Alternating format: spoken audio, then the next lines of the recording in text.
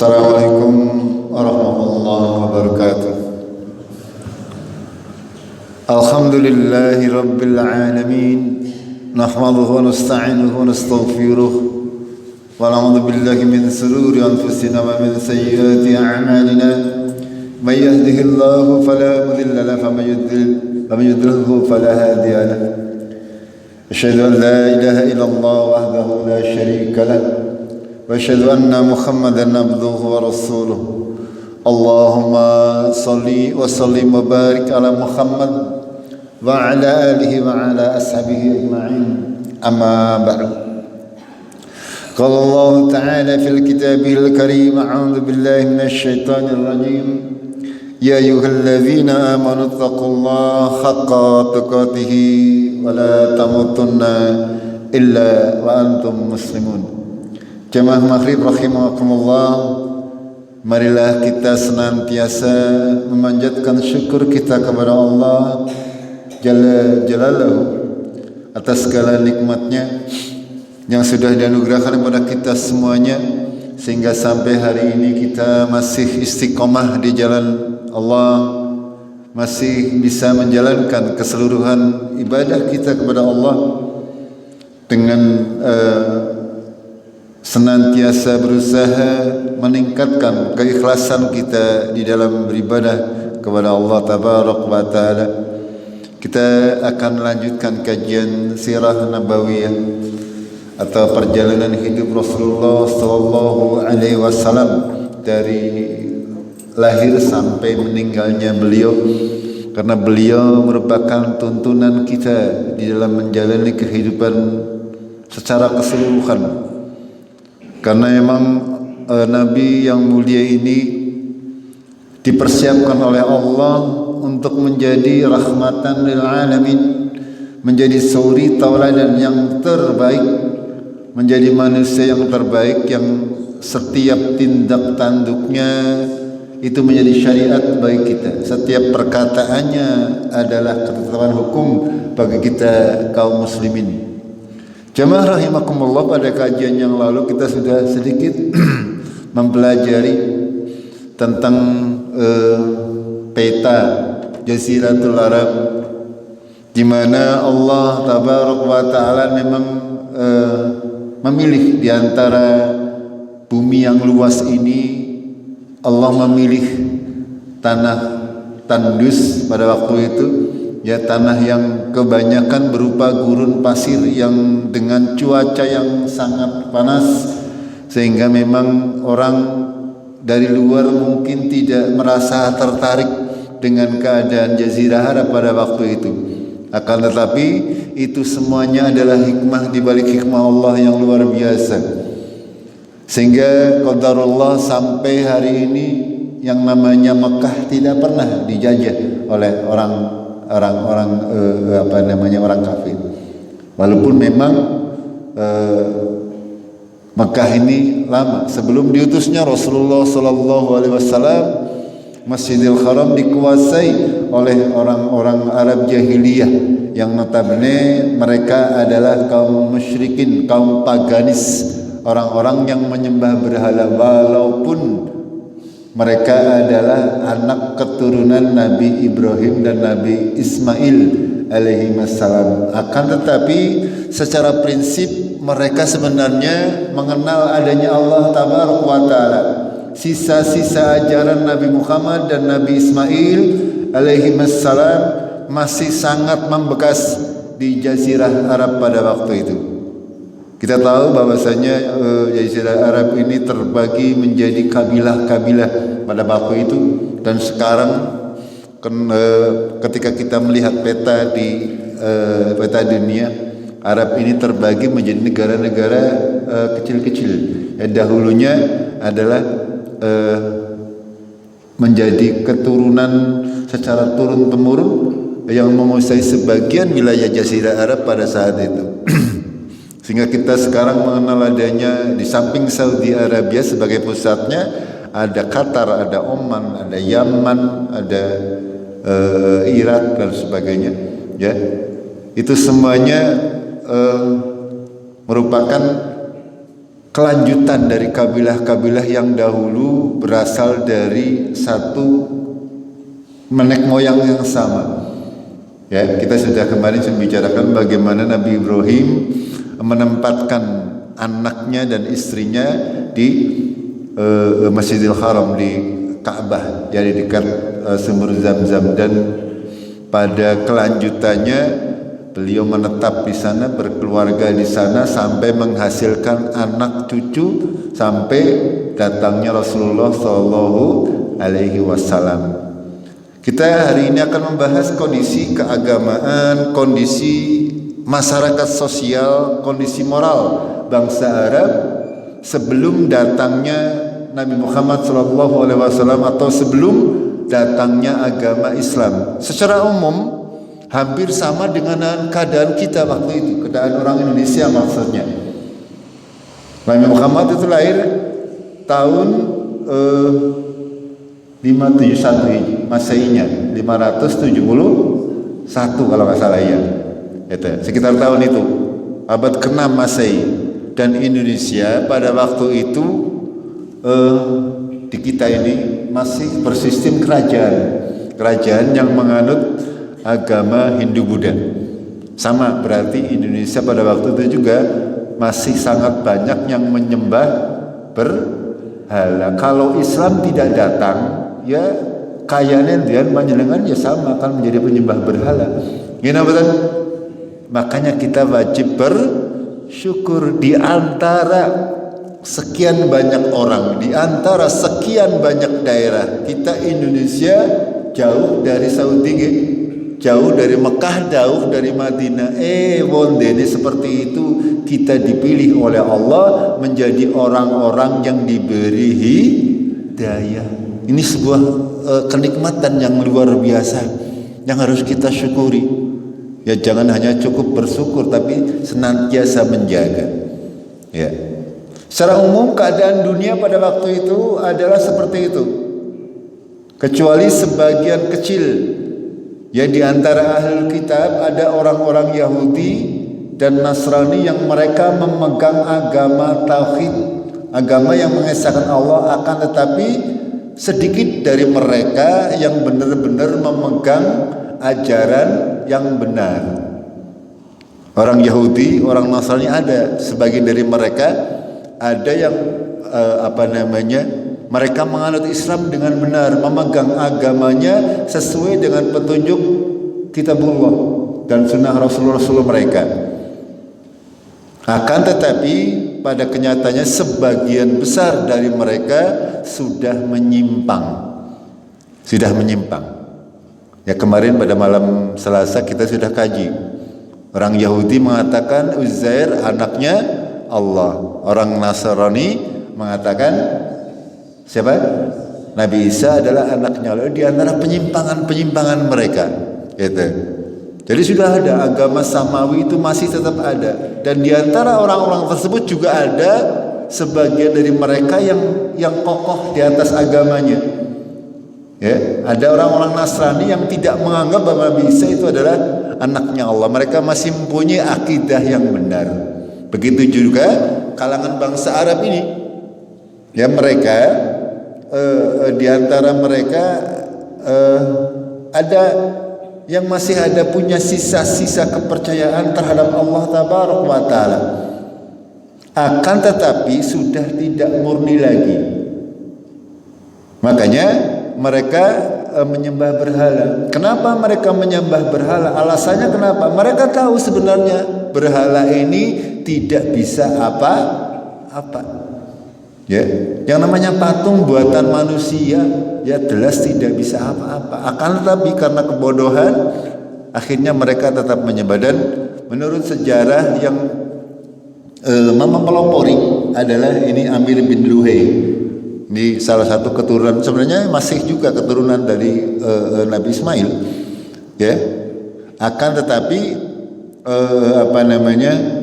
karena waktu yang sudah berjalan sekian lama, ya, maka terjadilah penyimpangan dalam urusan agama. Penyebab utamanya adalah karena mereka menjadikan agama itu dimodifikasi. Agamanya dimodifikasi, dianggap baik. Ini sebuah kaidah. Kalau kita menganggap baik segala sesuatu perkara yang bukan urusan agama, itu lama-lama agama ini akan hilang dari kita.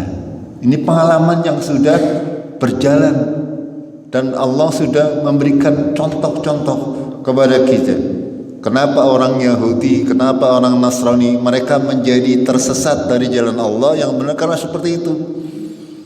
Mereka banyak keluar dari jalur, tidak menggunakan kitab mereka, tidak menggunakan petunjuk nabi-nabi mereka, akan tapi lebih mengutamakan hawa nafsu. Kata jamaah rahimakumullah, ya, Amir bin Luhai ini sebenarnya orang yang sangat dermawan. Bangsa Arab, walaupun secara umum mereka adalah penyembah berhala pada waktu itu, ya, sebelum datangnya Rasulullah, akan tapi ada juga sifat-sifat baik dari diri mereka. Ini contoh ini Amir bin Luhai yang memelopori terjadinya kesyirikan. Itu sangat loyal, sangat lotah, dermawan kepada orang-orang Arab yang menunaikan ibadah haji pada waktu itu. Mereka juga dari zaman dahulu kala, sebelum Rasulullah datang juga ibadah haji tetap berlangsung. Di musim haji tetap banyak orang menunaikan ibadah haji. Akan tetapi cara-caranya sudah banyak yang menyimpang. Itu permasalahannya. Mereka sudah tidak murni, tauhid mereka sudah tidak murni. Mereka menyembah Allah melalui perantara, yaitu dengan perantaraan patung-patung. Itu nanti akan kita bahas.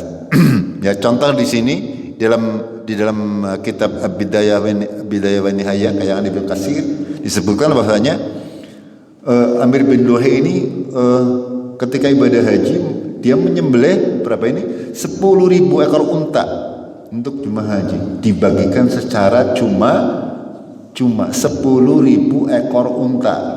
Satu ekor unta harganya berapa sekarang kira-kira? Sapi 20 juta. Berarti kalau unta sekitar 5 kali lipatnya. Ya, atau 5 kali lipatnya. Ya, dikalikan 10.000. Monggo kalau dihitung hari ini berapa? Itulah dermawannya si Amir bin Luhai. Sayangnya, ya, kedermawanan ini bukan berdasarkan keimanan kepada Allah Tabaraka wa Ta'ala, akan tapi apa? Karena merasa bangga dengan dia dermawan, nanti akan dipuji orang, ya.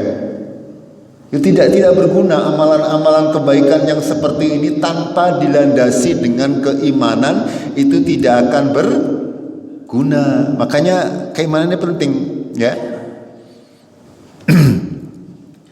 Zaman dahulu sebenarnya sebelum Amir bin Luhai ini membawa kesyirikan, ya sebenarnya belum terjadi, ya. Orang Arab belum artinya belum menyembah berhala, ya.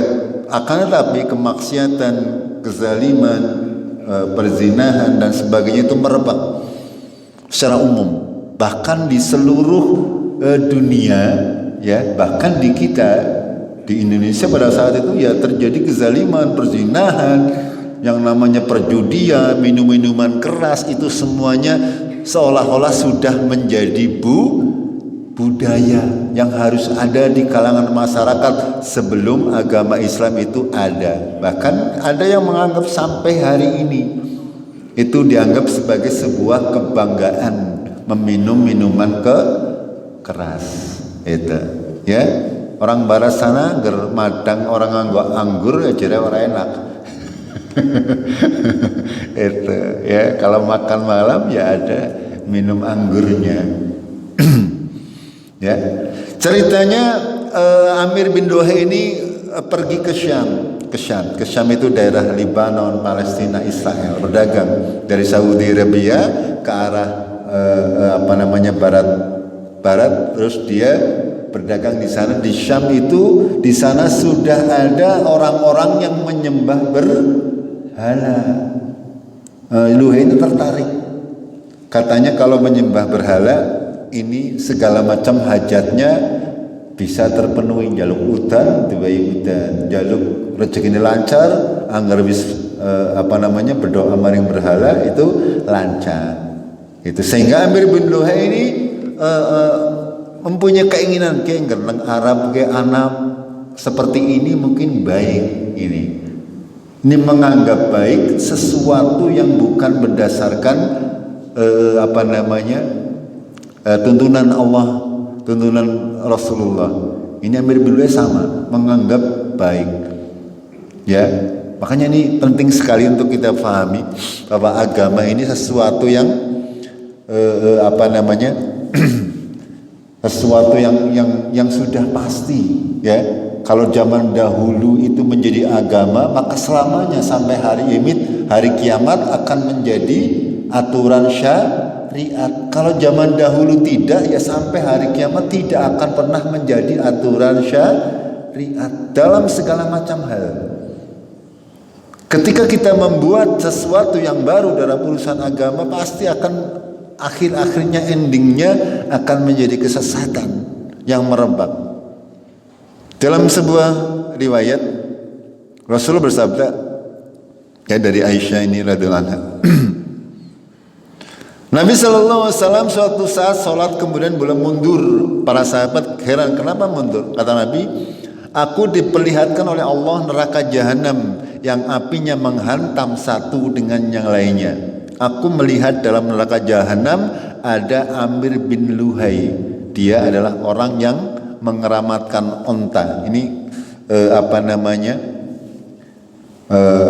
sejarah dalam agama Islam ini bisa dikatakan tidak seperti sejarah pada umumnya.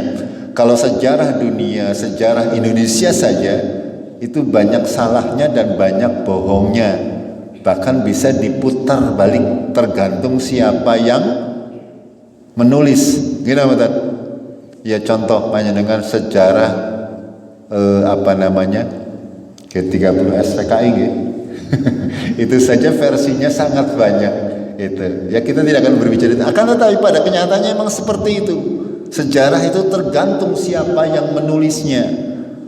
Sejarahnya bagaimana orang memandangnya. Akan tetapi sejarah keagama Islam ini ya ditulis atau sebagian besar diarahkan oleh Allah dan Rasulnya, baik itu di Al-Quran maupun di sunnah-sunnah sahihah, sehingga sudah barang tentu itu mendekati kebenaran. Itu ya. Rasulullah SAW sudah menyampaikan yang namanya Amir bin Luhai ini, walaupun ini beberapa generasi sebelum Rasulullah lahir, tapi karena beliau seorang nabi dan Allah menghendaki ini sebagai pelajaran bagi kita, maka Allah memperlihatkan ini Amir bin Luhai ini. Rasulullah melihat dalam ketika lagi sholat diperlihatkan neraka jahanam, dan di dalam neraka jahanam tersebut ada Amir bin Luhai. Kalau orang biasa mungkin mengatakan dahulu ada orang yang bernama Fulan, itu pasti dianggap ngarang. Akan tapi karena yang mengatakan adalah Rasulullah SAW, dan pasti Rasulullah itu tidak berkata kecuali berdasarkan wahyu. Yang menceritakan adalah Allah langsung melalui malaikat Jibril. Itu seperti itu. Sehingga beliau bisa dengan tepat menyebutkan nama orangnya, seperti apa ciri-cirinya, walaupun orang tersebut hidupnya jauh sebelum Rasulullah SAW lahir. Ya, dalam hadis yang lain Rasulullah bersabda, aku melihat Amir bin Luhai al-Ghazai menyeret ususnya dalam neraka karena dia adalah seorang yang pertama kali mengeramatkan onta-onta. Ini juga dalam riwayat yang lain masih ada beberapa dari Rasulullah SAW tentang Amir bin Luhai ini, dan ini juga diabadikan oleh Allah di dalam Al-Quran dalam surat Al-Maidah. Allah berfirman, a'udzubillahi minasyaitonirrajim, ma ja'alallahu min bakhiratin wala saibatin wala wasilatin wala kham walakinnal ladzina kafaru yaftaruna 'alallahi al-kadzib wa aktsaruhum la yaqilun. Ya, Amir bin Luhai ini yang mengadakan upacara keagamaan. Ya, menganggap ada yang namanya bakhirah, ya, bakhirah. Ya. Allah tidaklah pernah mensyariatkan yang namanya bakhirah, saibah, wasilah dan ham. Itu adalah nama-nama unta. Bakhirah ini menurut Amir bin Luhai, yang karena Amir bin Luhai orang yang terpandang di Arab sehingga perkataannya menjadi apa? Menjadi panutan. Ya, Amir bin Luhai ini nanti akan apa? Akan menanggung dosa jariah selagi apa yang diajarkan di masyarakat Arab pada waktu itu masih dilaksanakan, dia akan menanggung dosanya. Ini penting untuk kita, apalagi kalau panjenengan sebagai orang-orang yang dipercaya di masyarakat, yang mau jaga omongan, jaga contoh. Ketika kita mencontohkan yang buruk dan diikuti oleh banyak orang, kita akan menanggung dosa jariah. Ini pelajaran yang harus kita jadikan, camkan dalam diri kita.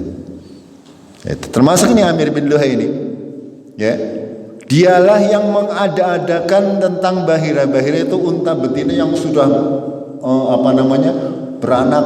beranak pinak lah, tapi masih hidup.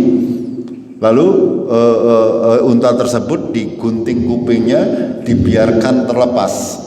Tidak boleh ditunggangi, tidak boleh disembelih, dianggap sebagai onta yang suci.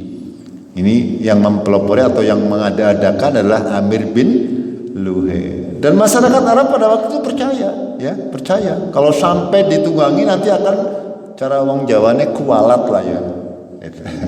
Itu kepercayaan seperti ini. Yang berkembang pada waktu itu.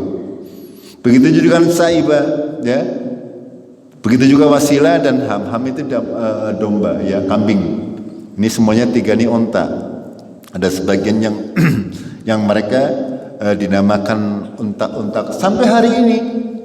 Ya, sampai hari ini ada yang binatang itu dikeramatkan sampai hari ini, ternyata warisannya Amir bin Luhai ini, walaupun bukan onta. Okay? Ada yang mengeramatkan, ya, sapi di daerah yang mengeramatkan sapi, ya biarkan saja. Ya, ada lagi tempat lain mungkin mengeramatkan binatang-binatang yang tidak ada dasarnya dari Allah. Itu maksudnya. Nih. Sehingga pada seterusnya, ya, pada perkembangan seterusnya, kesirikan itu melanda bangsa Arab. Ini terkait tadi, ya, yang namanya bakhirah, saibah, wasilah maupun ham. Gitu, ya. Penjabarannya seperti itu, ya.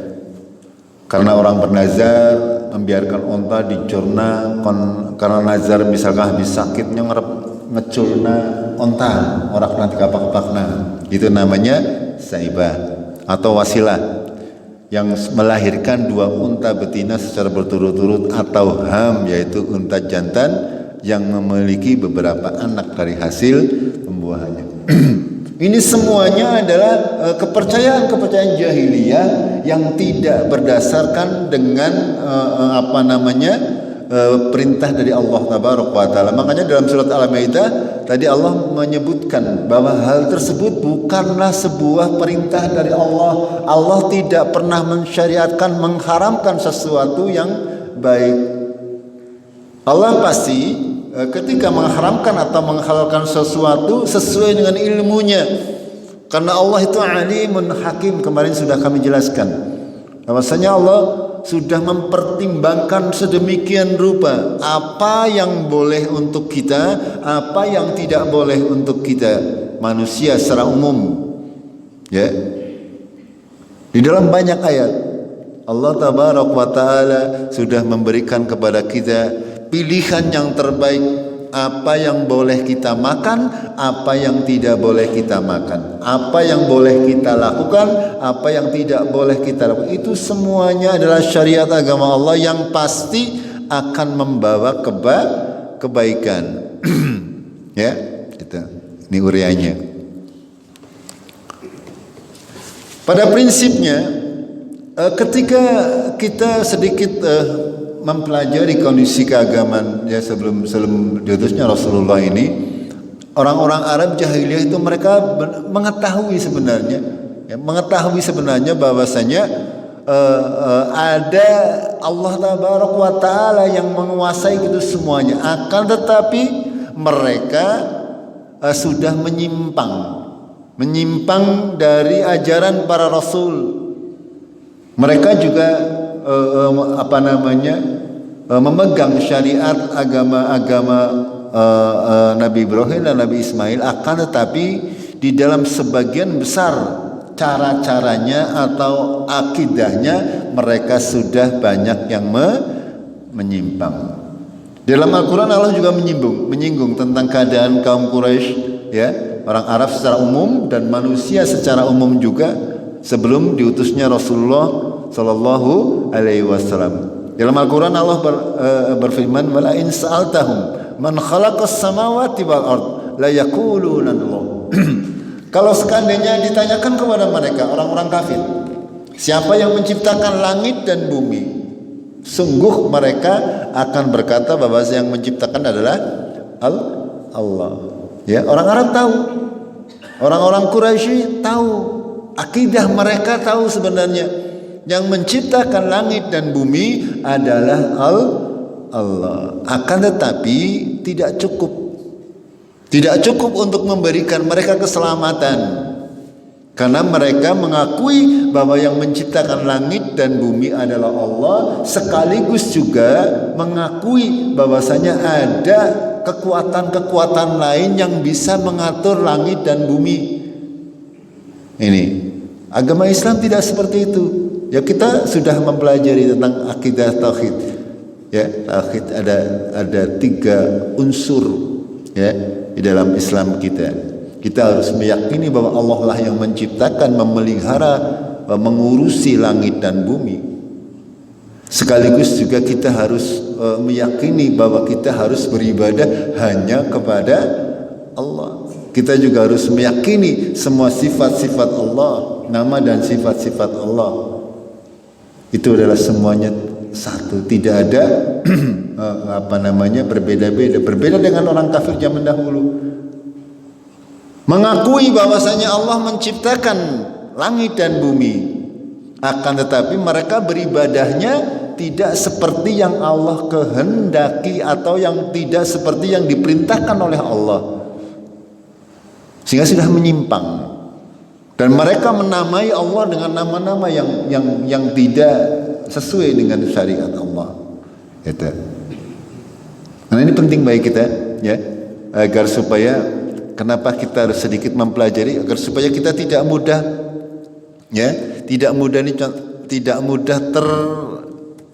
tergelincir dengan amalan-amalan sekarang ini yang seolah-olah itu berasal dari agama, padahal itu bukan agama. Ya, orang dahulu mereka menyadari bahwasanya ketika terjadi kesulitan, mereka menyuruhnya kepada Allah. Makanya kadang kesyirikan orang sekarang lebih parah daripada kesyirikan orang zaman dahulu. Kalau zaman dahulu ketika susah, ketika ditimpa musibah, menyerunya masih tetap kepada Allah. Tapi sekarang berbeda. Ada sebagian orang yang ketika susah menyerunya kepada selain Allah. Itu, ya. Ketika ditimpa kesusahan, menyerunya kepada ya Syekh Fulan, gitu. Ada seperti itu. Ya, bukan kepada Allah. Kalau orang kafir tidak. Orang kafir Quraisy pada saat itu tidak. Mereka meyakini bahwa yang memberi rezeki adalah Allah, yang memberi makan, menciptakan langit, menurunkan hujan. Akan tetapi dalam proses peribadatannya mereka menggunakan cara-cara selain Allah. Contoh di layar itu ada, ya, ketika mereka melakukan talbiyah. Ya, talbiyah itu ucapan ketika kita mau berumroh maupun haji. Ya, masih kemutan Ramadan dulu pernah saya ajarkan. Labbaik la syarika laka labbaik innal hamda wan ni'mata laka wal mulk la syarikalah. Itu yang apa namanya? Yang seharusnya seperti itu. Akan tetapi kaum musyrikin Quraisy pada waktu itu sama tapi depannya tok. Labbaik la syarikalak. Ada tambahan ini, illa syarikan ya huwalaka tamluku wa ma malak. Ya, kecuali syariat sekutu milikmu, engkau menguasainya dan sekutu tersebut tidak menguasainya.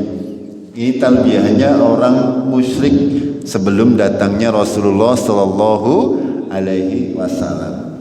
Sebenarnya masih ada bekas-bekas ajaran Nabi Ibrahim dan Nabi Ismail itu masih ada. Akan tetapi sekali lagi mereka banyak menyelewengkan ajaran agama. Ya. Seperti kita lah ya. Kita 1400 tahun yang lalu sudah datang ke sini ya. Tentunya sudah banyak sekali penyelewengan yang terjadi dan alhamdulillah dari mulai tahun 80-an di Indonesia ini khususnya ada pemurnian. Ya benar bukan dari tahun 80-an, dari zaman dahulu kala. Ya, dari semenjak awal kemerdekaan melalui pergerakan syariat Muhammadiyah juga sebenarnya itu adalah kembali kepada Al-Qur'an dan As-Sunnah yang sahih. Akan tetapi pada prosesnya sekarang ini sudah banyak keluar dari jalur itu sehingga banyak hal-hal yang tidak sesuai dengan Al-Qur'an dan Sunnah.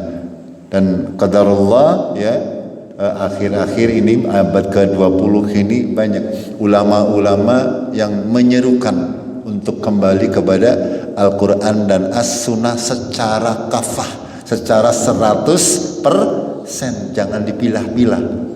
Ya. Karena dipilah-pilah ini sama ya. Kaum umat-umat terdahulu mengapa mereka tersesat dari jalan Allah? Karena mereka memilah-milah agama. Kalau kiranya menguntungkan diikuti Qur'annya, kalau kiranya tidak menguntungkan Al-Qur'annya dibuang. Ya, sama dengan hadis juga seperti itu. Kalau kira-kira hadis itu mendukung pendapatnya diambil, kalau hadisnya kok tidak sesuai dengan pendapatnya akan dibuang. Ini permasalahan. Sehingga kita sekali lagi kaum muslimin harus senantiasa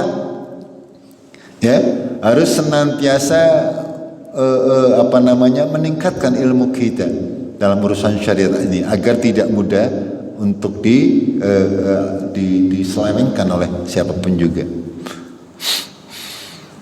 Ya. Dalam surat Az-Zumar Allah berfirman, "Ma na'buduhum illa liqarribuna ila Allahi zulfa." Kami tidaklah menyembah mereka patung-patung kecuali untuk mendekatkan kami kepada Allah sedekat-dekatnya. Jadi mereka orang kafir, kenapa mereka menyembah berhala? Mereka menganggap bahwasanya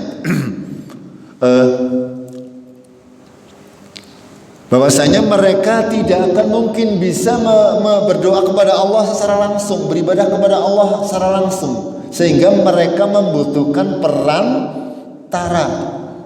Ya, membutuhkan perantara sehingga menurut kepercayaan mereka dengan menyembah patung ini, karena patung orang Arab itu sebenarnya dulunya adalah orang-orang salih.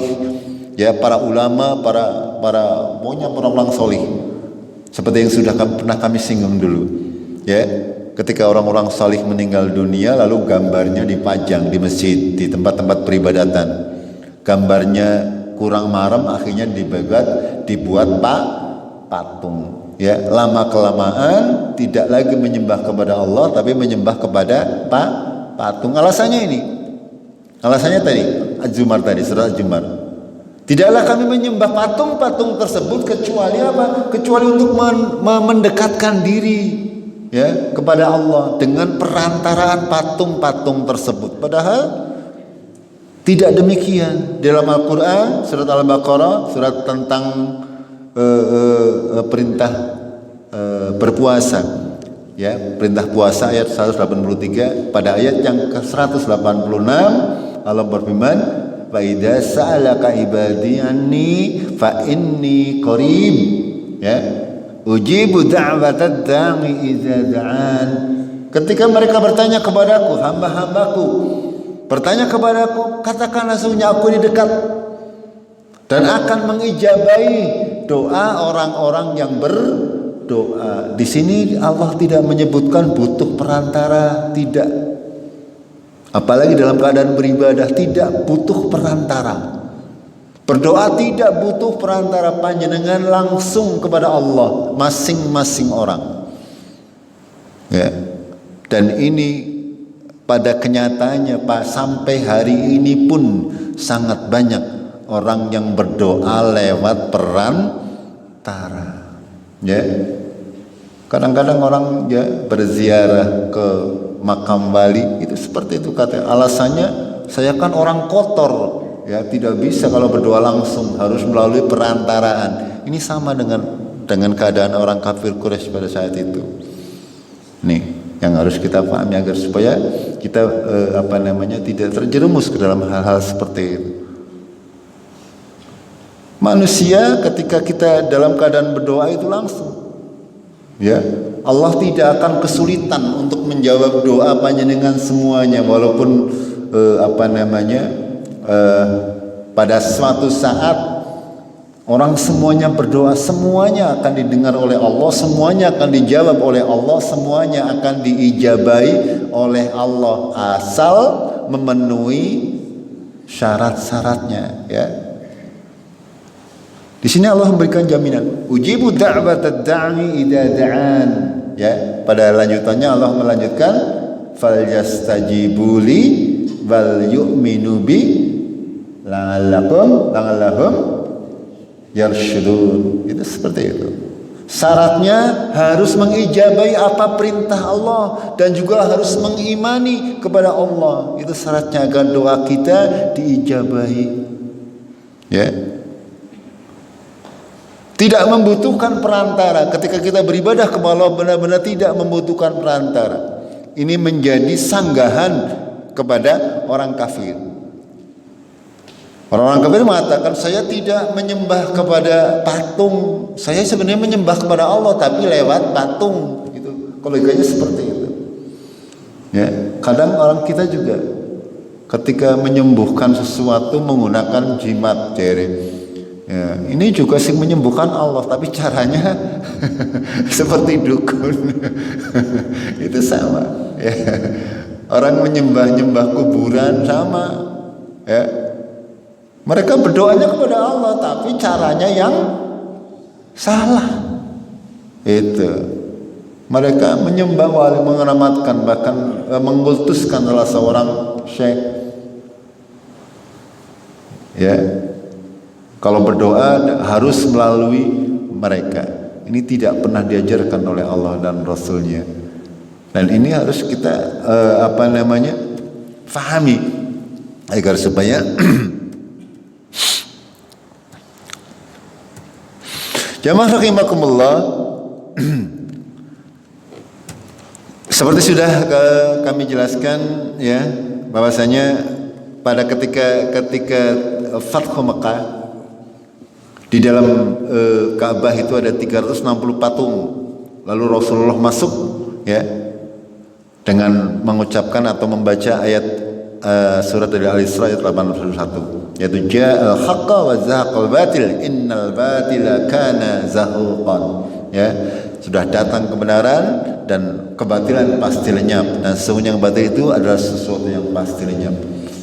Dan jamaah rahimakumullah, yang perlu kita fahami juga ketika masa berlangsungnya antara Rasulullah sallallahu alaihi wasallam sampai kita berlangsung 1400 tahun, juga sudah banyak terjadi di tanah Arab pada saat itu.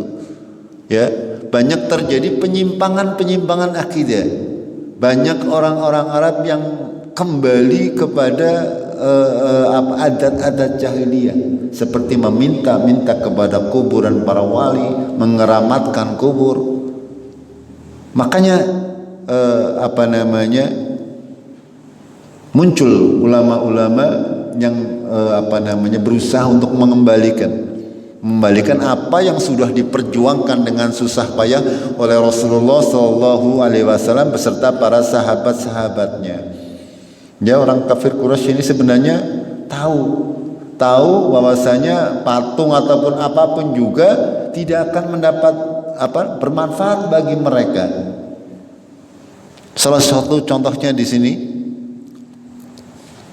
kami menyembah batu yang dijadikan patung karena patungnya langka, ya, sehingga batu sembarang sekali sing gede sing apik setelah disembah. Nah itu ini kan saking bodohnya kalau dipikir-pikir sama seperti orang nyari batu akik.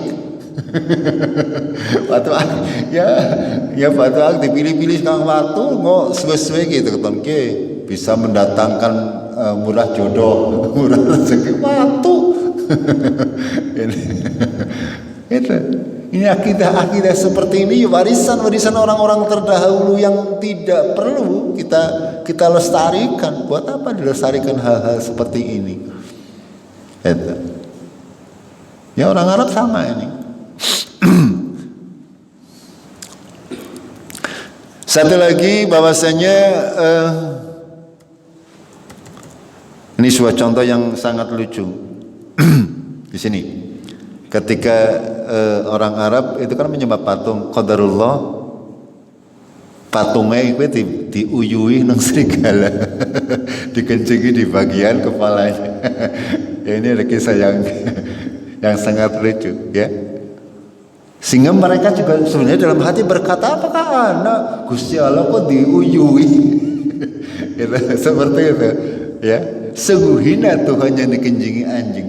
Ngerti janjinya, akan tapi kok kenapa tidak terbuka?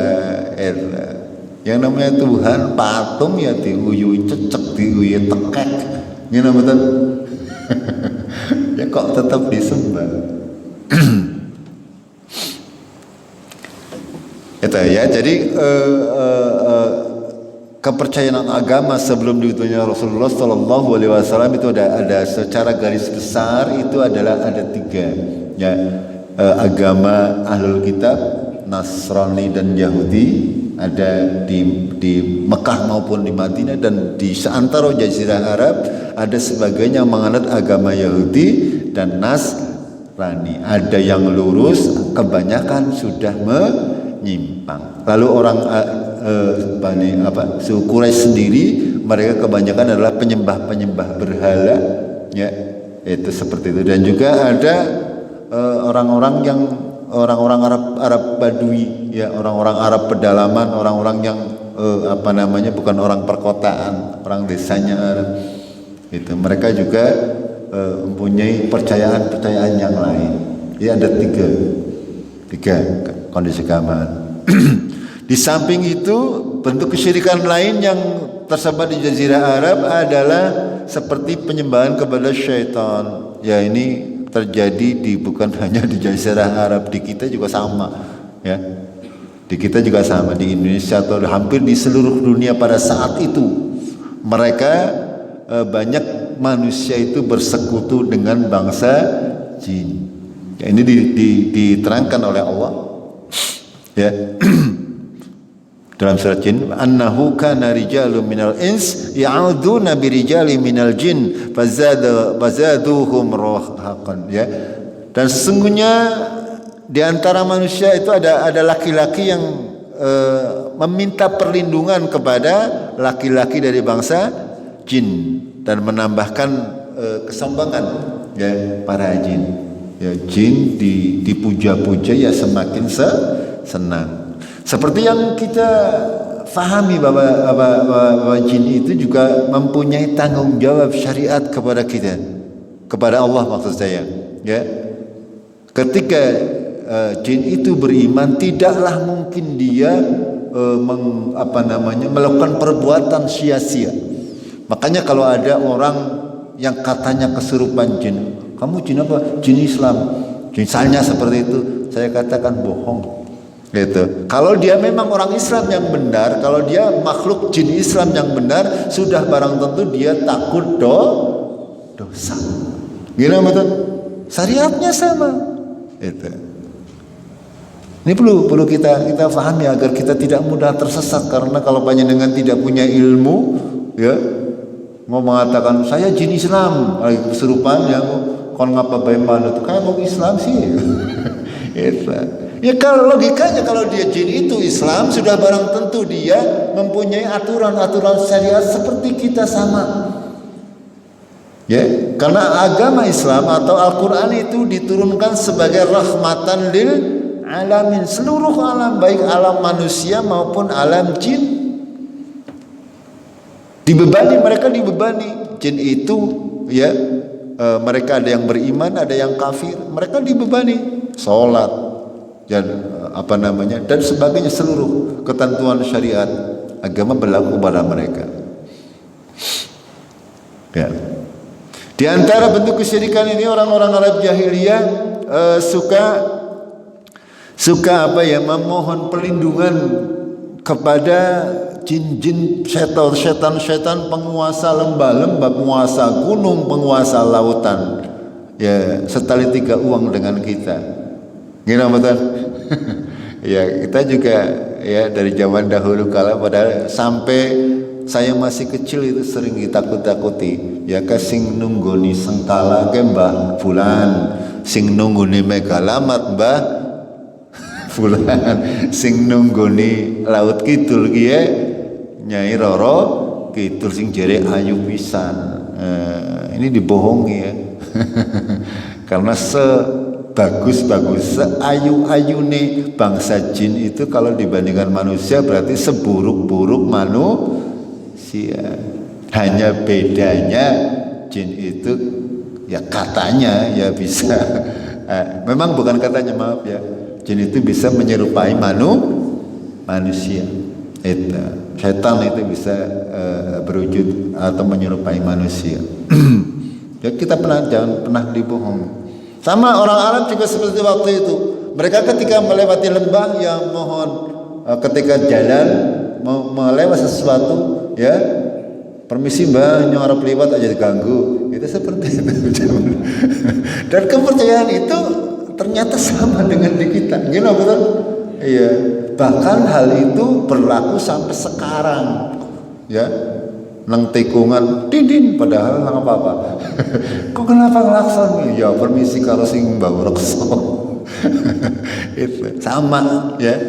Itu keadaan kondisi beragama orang-orang jahiliyah zaman dahulu. Dan akidah-akidah seperti ini masih sangat banyak. Dan juga terkait dengan terkait dengan kepercayaan-kepercayaan seperti nikah, yang namanya ajimat, seperti benda pusaka dan sebagainya, itu juga di sana zaman Rasulullah sebelum diutus menjadi Islam itu ada yang namanya tamimah, namanya menganggap sial hari, itu semuanya ada. Sama seperti kepercayaan kita zaman dahulu, ya, zaman sebelum ada datangnya keterangan. Bahkan mungkin kalau di kita masih sangat kental. Orang-orang yang masih menganggap angger tanggal sekian atau hari ini tidak boleh keluar rumah, tidak boleh bekerja, atau tidak boleh nikahan, tidak boleh barang gawe, itu semuanya merupakan kondisi kepercayaan orang-orang Arab jahiliyah pada saat itu. Mereka juga suka namanya mengundi. Kalau mau melakukan sesuatu, mereka mengundi dengan anak panah. Ya, kalau anak panah itu dilempar ke atas ya, kalau turunnya keluar tulisan baik maka jadi, kalau tidak baik tidak jadi. Itu hal-hal seperti itu sudah menjadi adat istiadat, kebiasaan mereka orang-orang Arab jahiliyah. Ya, ketika mau pergi ya kadang mereka keluar dari pintu belakang, datang bolongi, karena jera orang kenal lewat ngarep. Itu ini semuanya juga di kita di Jawa itu juga ada ya. Makanya banyak Allah menyebutkan dalam Al-Qur'an, contoh dalam surat Al-Baqarah, laisal birra tidaklah sebuah kebaikan kamu keluar rumah dari belakangnya, akan tapi kebaikan itu adalah dengan beriman kepada Allah, dan seterusnya dalam surat Al-Baqarah. Itu disebutkan oleh Allah Tabaraka wa Ta'ala tentang kebiasaan-kebiasaan orang-orang jahiliyah, orang zaman dahulu. Mereka menentukan sesuatu yang berhubungan dengan kebaikan dan keburukan berdasarkan persangkaan, ya, persangkaan. Tidak berdasarkan wahyu, tidak berdasarkan keterangan yang sahih dari Rasulullah Sallallahu Alaihi Wasallam, dan itu berlangsung secara turun temurun dan dipercaya oleh masyarakat tanpa pertimbangan. Seperti kita zaman dahulu, ya, angger bulan apa? Surah Sawal, Muharram gitu, ya. Tidak ada yang berani marah gawe. Marah sebab parane gebroh ini, ya, ini semuanya adalah warisan-warisan orang zaman dahulu, ya, sebelum diutusnya Nabi Muhammad Sallallahu Alaihi Wasallam, termasuk menganggap bahwasanya tempat-tempat tertentu itu ada yang nunggu dan itu semuanya bisa mempengaruhi kehidupan kita. Ini semuanya adalah akidah yang tidak boleh kita yakini, ya, terkait urusan hal-hal yang gaib, ya, terkait sesuatu yang hanya milik Allah rahasianya, ini tidak boleh kita kait-kaitkan, ya. Itu semuanya termasuk dalam kesyirikan, ya. Secara umum begitulah keadaan keagamaan di Jazirah Arab atau dunia pada umumnya sebelum Islam diturunkan. Islam ini nanti kenapa di sini disampaikan, ya, nanti akan Islam datang ini menentang semua kondisi keagamaan pada saat itu, ya, baik agamanya orang Yahudi dan Nasrani, baik agamanya orang Arab jahiliyah atau kepercayaan lain yang tidak bersumber dari wahyu Allah, hanya berdasarkan persangkaan manusia belaka, gitu. Jamaah rahimakumullah, sampai di sini dulu. Ya, untuk sebelum kita masuk ke hal, ya, ketika kita sudah membahas tentang kondisi sebelum diutusnya Rasulullah, ya, kita akan tahu latar belakang kenapa Allah Tabaraka wa Ta'ala membuat hukumnya seperti ini. Itu semuanya nanti masuk ke logika kita. Kenapa misalnya agama Islam membolehkan nikah sampai 4, misalnya seperti itu. Alasannya luar biasa, ya. Dan hal seperti itu dijadikan alat bagi orang-orang yang tidak suka dengan Islam, bahwa itu seolah-olah hal itu tidak adil. Akan tapi pada kenyataannya itu semuanya adalah persangkaan mereka belaka. Ketika kita melihat sirah nabawiyah, ketika melihat sejarah orang-orang terdahulu, itu akan kita bisa mengambil kesimpulan bahwa semua yang diturunkan oleh Allah itu adalah baik dan akan berakibat baik kepada umat manusia. Sampai di sini dulu kita akhiri dengan kafaratul majlis. Subhanakallahumma bihamdik, asyhadu an la ilaha illa anta astaghfiruka wa atubu ilaik.